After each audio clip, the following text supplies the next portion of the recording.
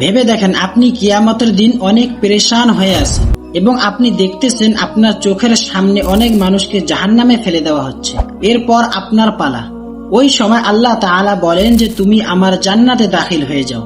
অতঃপর আপনি আল্লাহ তাআলাকে জিজ্ঞাসা করেন, আয় আল্লাহ তাআলা, আপনি আমাকে কেন বাঁচালেন? তো আল্লাহ তাআলা বলেন, তুমি প্রতিদিন জান্নাতে যাওয়ার দোয়া করেছিলে এবং প্রতিদিন জাহান্নাম থেকে পানাহ চেয়েছিলে, মানুষকেও ভালো কাজের হুকুম দিয়েছিলে।